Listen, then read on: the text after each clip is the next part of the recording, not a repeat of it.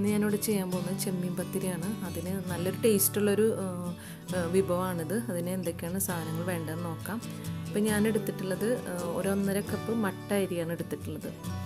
അതിന് പകരം നിങ്ങൾക്ക് പൊന്നിരി വേണമെങ്കിൽ യൂസ് ചെയ്യാം. പൊന്നിരി യൂസ് ചെയ്യുമ്പോൾ നിങ്ങൾ വെറുതെ വെള്ളമൊഴിച്ച് കുതിർത്താൽ മതിയാവും.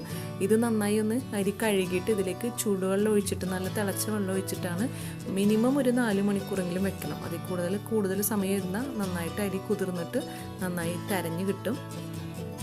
പിന്നെ എടുത്തിട്ടുള്ളത് ചെമ്മീൻ, ഒരു 1/4 കിലോ വലിയ ചെമ്മീനായിരുന്നു, ഒരു 1/4 കിലോ എടുത്തിട്ടുണ്ട്. അതിലേക്ക് ഒരു 1/2 ടീസ്പൂൺ മഞ്ഞൾപ്പൊടി, 1 ടീസ്പൂൺ മുളക് പൊടി, ആവശ്യത്തിനുള്ള ഉപ്പിട്ടിട്ട് നന്നായി ഒന്ന് പരട്ടിയിട്ട് അപ്പം തന്നെ നമുക്ക് ഫ്രൈ ചെയ്തെടുക്കാവുന്നതാണ്.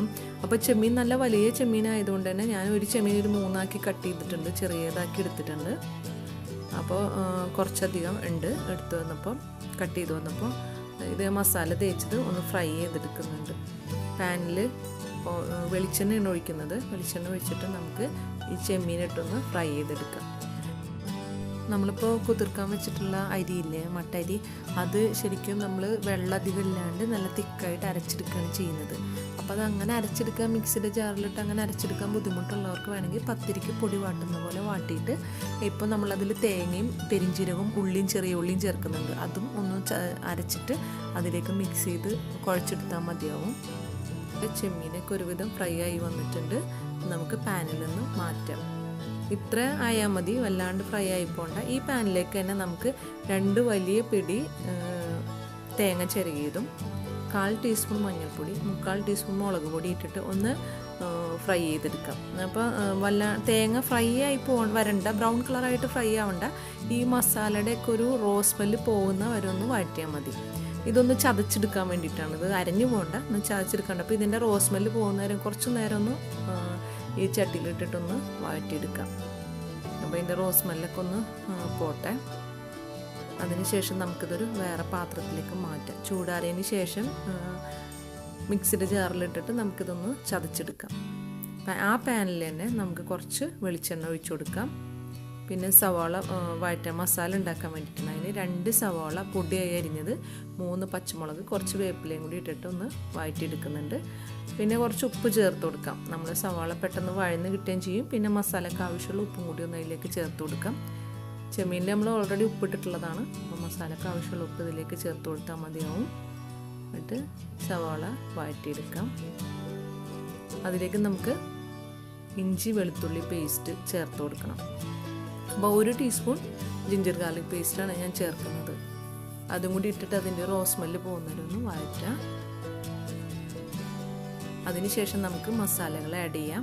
മഞ്ഞൾപ്പൊടി ഒരു 1/4 ടീസ്പൂൺ, മുളക് പൊടി 1 ടീസ്പൂൺ, പിന്നെ 1/4 teaspoon pepper powder, 1/4 teaspoon garam മസാലപ്പൊടി ചേർക്കാം. എന്നിട്ട് ഇതിൻ്റെ റോസ് സ്മെല്ല് പോകുന്നവരെയും വഴറ്റാം. അപ്പം നമ്മൾ എല്ലാത്തിലും മുളക് പൊടി ആഡ് ചെയ്തിട്ടുണ്ട്. അപ്പോൾ അത്യാവശ്യം നല്ല എരിവിലുള്ളൊരു മസാലയാണ് ഇത് ഉണ്ടാവുക. അപ്പോൾ നിങ്ങൾക്ക് എരിവ് കുറയ്ക്കണമെങ്കിൽ അതിനനുസരിച്ച് കുറച്ചിട്ടാൽ മതിയാവും. ഇതിലേക്ക് ഞാൻ മസാലയുടെ റോസ് സ്മെല്ലൊക്കെ പോയതിന് ശേഷം തേങ്ങ ചതച്ചത് ഞാൻ ഇതിലേക്ക് ഇട്ടൊന്ന് നന്നായി വഴറ്റിയിരുന്നു. അപ്പോൾ മസാല നല്ല കുറച്ചധികം തേങ്ങയൊക്കെ കൂടി ചേർത്തപ്പോൾ കുറച്ചധികം ഉണ്ട്. ഇതിലേക്ക് നമ്മൾ ഫ്രൈ ചെയ്ത് വെച്ച് ചെമ്മീനും കൂടി ആഡ് ചെയ്തിട്ട് നന്നായി ഒന്ന് മിക്സ് ചെയ്തെടുക്കുക. ഇപ്പം നമ്മുടെ മസാല അത്യാവശ്യം നല്ലോണം, അപ്പോൾ നമ്മുടെ പത്തിരിയിൽ ഫില്ല് ചെയ്യാൻ വേണ്ടിയിട്ട് അത്യാവശ്യം മസാല വേണം. അപ്പോൾ തേങ്ങയൊക്കെ കൂടി ചേർക്കുമ്പോൾ അത്യാവശ്യം നല്ല മസാല ഉണ്ട്. ഇപ്പം കുറച്ച് മല്ലിയിലയും കൂടി ഇട്ട് നന്നായി ഒന്ന് മിക്സ് ചെയ്തെടുക്കാം. അപ്പോൾ ഈ തേങ്ങ ഒക്കെ കടിക്കുമ്പോൾ നല്ല ടേസ്റ്റാണ് മസാലയിൽ കൂടി. പിന്നെ ഇപ്പോൾ അരി നമ്മുടെ കുതിർന്ന് വന്നിട്ടുണ്ട്. ഇത് നമുക്ക് അരച്ചെടുക്കാം. അധികം ലൂസ് ആവാണ്ട് അരച്ചെടുക്കണം. അപ്പോൾ അതുകൊണ്ട് തന്നെ അരയ്ക്കുമ്പോൾ അധികം വെള്ളം ഒഴിക്കാണ്ട് വേണം ഇത് അരച്ചെടുക്കാൻ. മിക്സിയുടെ ജാറിലേക്ക് ഇത് കുറേശ്ശായിട്ട് ഇട്ട് കൊടുക്കുക. എന്നിട്ട് ആദ്യം ഒന്ന് പൊടിച്ചെടുക്കുക. ഒന്ന് വെള്ളം ഒഴിക്കാണ്ട് ആദ്യം ഒന്ന് ഇങ്ങനെ അരി ഒന്ന് പൊടിച്ചെടുത്തതിന് ശേഷം അതിലേക്ക് വെള്ളം ചേർത്താൽ മതിയാവും. അപ്പോൾ പൊടിച്ചതിന് ശേഷം ഞാൻ അതിലേക്ക് ഒരു 1/2 കപ്പ് തേങ്ങയും ഒരു 6 ചെറിയ ഉള്ളി ഇട്ടിട്ടുണ്ട്. ഇതും കൂടി ഇതിലേക്ക് ഇട്ടിട്ട് ഒരു 1/4 കപ്പ് വെള്ളവും കൂടി ഒഴിച്ചിട്ട് നമുക്കിതൊന്ന് അരച്ചെടുക്കാം. അപ്പോൾ ഇതിപ്പോൾ നല്ല പൊടിച്ച് വന്നപ്പോൾ തീരെ വെള്ളം ഇല്ലാണ്ടാണ് ഇരിക്കുന്നത്. അപ്പോൾ കുറച്ച് വെള്ളം ചേർത്താന്ന് വെച്ചാൽ അധികം വെള്ളമായി പോയി കഴിഞ്ഞാൽ മാവ് നല്ല ലൂസാവും.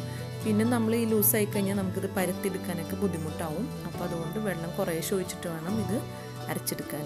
അപ്പോൾ നമ്മൾ കുറച്ചും കൂടി ഒന്ന് വെള്ളം ഒഴിച്ചിട്ട് അരച്ചെടുക്കുന്നുണ്ട്. നല്ല തിക്കായിട്ട് വന്നിട്ടുണ്ട്. അപ്പോൾ കുറച്ചും കൂടി ഒന്ന് വെള്ളം ഒഴിച്ച് അരച്ചെടുക്കുക. ഇതിപ്പോൾ ഇനി വെള്ളം കൂടിപ്പോയാൽ തന്നെ നിങ്ങളൊരു തുണിയിലേക്ക് അരച്ചത് നിങ്ങളൊരു തുണിയിലേക്ക് ഇട്ടിട്ട് ഒന്ന് കെട്ടി വെച്ചാൽ മതി. അപ്പോൾ അതിൻ്റെ ആ വെള്ളം പോയി കഴിഞ്ഞതിന് ശേഷം എടുത്തിട്ടുണ്ടെങ്കിൽ നമുക്ക് നല്ല തിക്കായിട്ടുള്ള ഇതുപോലത്തെ മാവായിട്ട് കിട്ടും.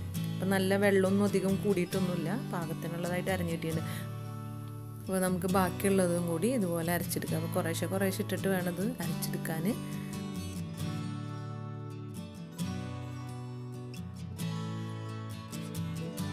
അതിലേക്ക് നമുക്ക് പെരിഞ്ജീരകത്തിൻ്റെ പൊടി ഒരു 1/4 ടീസ്പൂൺ, ആവശ്യത്തിനുള്ള ഉപ്പും കൂടി ചേർത്ത് നന്നായി ഒന്ന് മിക്സ് ചെയ്തെടുക്കുക.